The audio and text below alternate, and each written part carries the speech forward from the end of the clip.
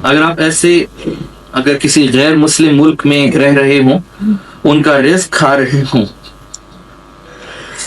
کیا ان کی ہر جائز ناجائز بات ماننی چاہیے؟ وہاں رہ کر اگر آپ کو مشکلات پیدا ہوں یعنی پردہ کرنے میں، تو پھر کیا کرنا چاہیے؟ پہلی بات تو یہ ہے کہ ہم کسی کا رزق نہیں کھاتے، خواہ پاکستان میں ہوں، خواہ ہندوستان میں ہوں، بنگلہ دیش میں ہوں، سوائے اللہ کے۔ وہی ہمیں عطا کرتا ہے، وہی ہم کھاتے ہیں۔ ہاں، ہم اگر غیر مسلم ملک میں ہیں تو ہمیں اسلام نے اور فقہ نے ایک بات سمجھائی ہے، لا آف دا لینڈ، کہ اس علاقے کا، اس خطے کا جو قانون ہے، ایز لانگ ایز وہ قرآن سے، حدیث سے، دین سے نہیں ٹکراتا، وہ ہم نے ماننا ہے۔ جہاں پر قرآن سے، حدیث سے ٹکرائے گا وہاں ہم نہیں مانیں گے۔ اور وہاں آپ کو سن کے حیرت ہوگی، امریکہ کا تو مجھے پتا ہے کہ مسلمانوں کے جو حقوق ہیں وہ ان کو وہاں پر ملتے ہیں۔ بڑی حیرت کی بات ہے یہ، اور ہمارے لیے شرم کی بات بھی ہے۔ یہاں تک کہ انہوں نے سپٹمبر 11 کے بعد پردے کا، اور انہوں نے کہا کہ یہ جو پہلے مسلمان خواتین پردہ کر کے یہ تصویریں کھنچواتی تھیں، اب نہیں ہوگا، اب خاتون ہو مرد ہو اس کا چہرہ نظر آنا چاہیے۔ تو فلوریڈا میں ایک خاتون، اللہ اس کو جزائے خیر دے، اس نے کیس لڑا ہے کورٹ میں اور وہ جیت گئی ہے کہ میں مسلمان ہونے کی حیثیت سے مجھ پہ یہ بات لازمی نہیں آتی، میں چہرہ چھپاؤں گی، یہ میرے دین میں ہے۔ اور ان کو یہ بات ماننی پڑی چند شرائط کے ساتھ۔ انہوں نے یہ کہا کہ آپ جب لائسنس بنوانے جائیں گے، اور یہ آرڈرز ان کے جو کم از کم فلوریڈا اسٹیٹ میں ہیں، کہ وہاں پر ایک خاتون آپ کا معائنہ کرے اور اس کے بعد آپ کو لائسنس ایشو کر دیا جائے گا۔ تو پردہ چونکہ آپ نے مینشن کیا ہے، اس لیے میں نے آپ کو یہ واقعہ بتا دیا۔ ہاں، یہاں پر ہمیں پردہ کرنے میں آتی ہے کہ ہم سوسائٹی میں پتہ نہیں کیا منہ دکھائیں گے۔ وہاں پر اللہ جانتا ہے کہ جس طرح جو امریکن مسلمان جو نو مسلم ہے، کنورٹڈ مسلم ہے، جس طرح پردہ کرتی ہیں، ہمیں دیکھ کے شرم آتی ہے۔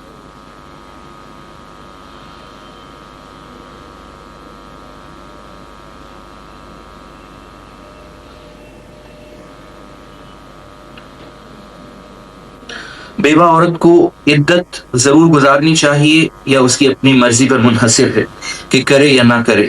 بعض لوگ کہتے ہیں کہ اگر دوسرا نکاح کرنا ہو تو ضروری ہے، ورنہ نہیں، اور بچے جوان ہوں تو بھی ضروری نہیں۔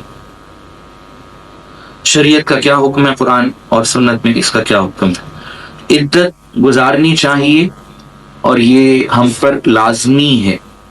اور عدت سے مراد یہ ہے کہ آپ گھر میں رہیں گے، الا یہ کہ کوئی ایسا کام ہو جو کرنا بہت ضروری ہے، پھر آپ گھر سے نکل سکتی ہیں، اور وہ بھی محرم کے ساتھ، ورنہ نہیں۔ ورنہ کوشش یہی کرنی چاہیے کہ گھر میں رہا جائے اور وہ وقت گزارا جائے، خواہ بچے جوان ہوں یا نہ ہوں۔ ہاں، البتہ جو قرآن نے ایک بات ہمیں سمجھا دی، واللائی یئسن من المحیض من نسائکم فعدتہن ثلاثۃ اشہر واللائی لم یحضن، وہ جو عمر رسیدہ ہو چکی ہوں اور جن کو ایام اب نہ آتے، ان کی عدت قرآن نے بتا دی سورہ طلاق میں، آپ پڑھ لیں، 3 ماہ۔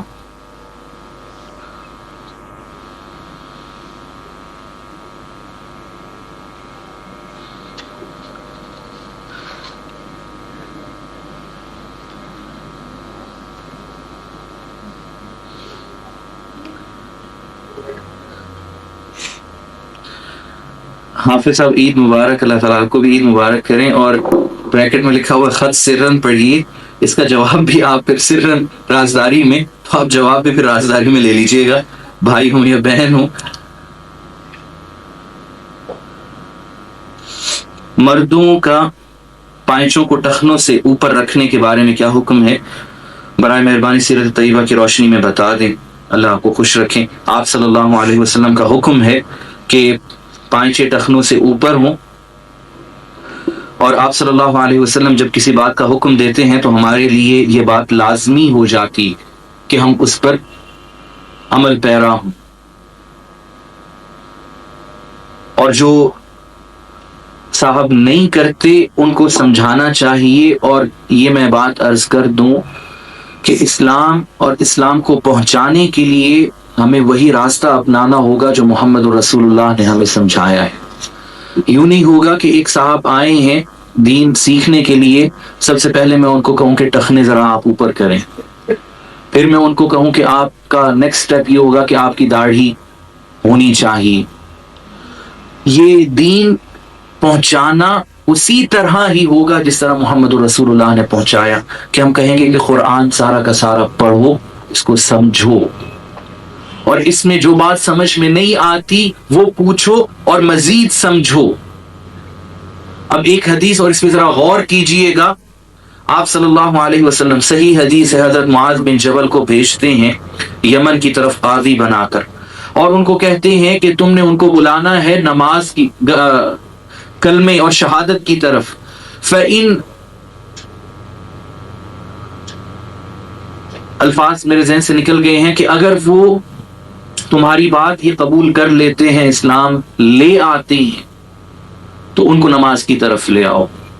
ان کو یہ بتاؤ کہ اللہ نے تم پر 5 وقت کی نمازیں فرض کی ہیں، اور اگر تمہاری وہ یہ بات ایکسپٹ کر لیں، اب تم ان کو زکوٰۃ کی طرف لے آؤ، اور ان کو بتاؤ کہ اللہ نے تم پر فرض کی ہے زکوٰۃ، جو امیروں سے لی جائے گی، غریبوں کو دی جائے گی. اور جب تمہاری یہ بات مان لیں، پھر روزے کی طرف، حج کی طرف، تو سٹیپ بائی سٹیپ ہم لائیں گے. یہ حاکم کے لیے کہا جا رہا ہے. جو ایک مبلغ ہوگا، جو حاکم نہیں ہے، وہ تو بنیاد کی طرف لائے گا پہلے، کہ پہلے بھائی پودا یہ تمہارے دل میں پیدا تو ہو، یہ نکلے تو صحیح. اور اب یہ ایک واقعہ، اس کو ذرا غور سے سن لیں اور سمجھ لیں.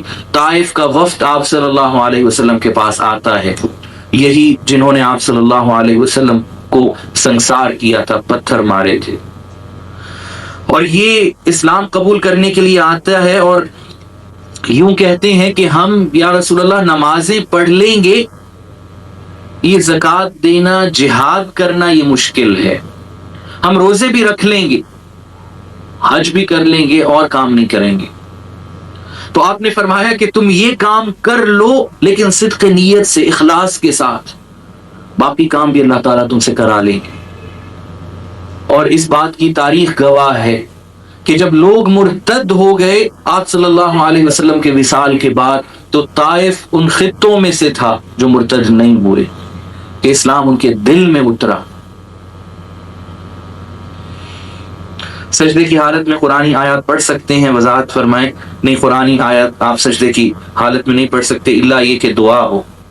کسی میت کو تابوت کے ساتھ دفن کر سکتے ہیں؟ نہیں، وضاحت فرما دیں. جی ہاں، کر سکتے ہیں.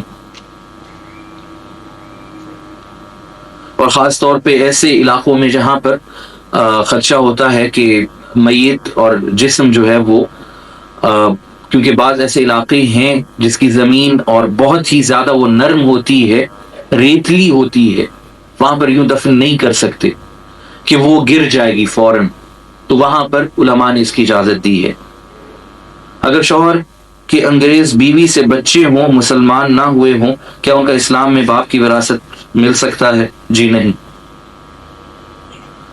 اور باپ جو ہے وہ قیامت تک جتنے بچے اور ان کی نسل جتنی بھی ہوگی جو اسلام سے ہٹے ہوئے ہوں گے، ان سب کا ذمہ دار ہوگا اللہ کے سامنے اور ان بچوں کے سامنے. ہمارے رشتہ دار جب بھی ہم ان سے ملنے جاتے ہیں تو وہ ہر پل بے عزتی کرنے کی کوشش کرتے ہیں. کیا ایسے رشتہ داروں سے کنارہ کشی کرنی چاہیے؟ ایسے رشتہ داروں سے کنارہ کشی نہیں کرنی چاہیے، بلکہ کوشش یہی کرنی چاہیے کہ ان سے ملیں اور ان کو سمجھائیں. آپ صلی اللہ علیہ وسلم نے ہمیں جو صلہ رحمی کا حکم دیا، تو ایک صحابی نے عرض کیا کہ یا رسول اللہ، وہ مجھ سے قطع رحمی کرتے ہیں، میں بار بار ملتا ہوں، میں بار بار جوڑتا ہوں، وہ توڑتے ہیں. تو آپ نے فرمایا صلہ رحمی یہی تو ہوتی ہے کہ وہ توڑے اور تم جوڑو. صلہ رحمی ہے ہی یہی.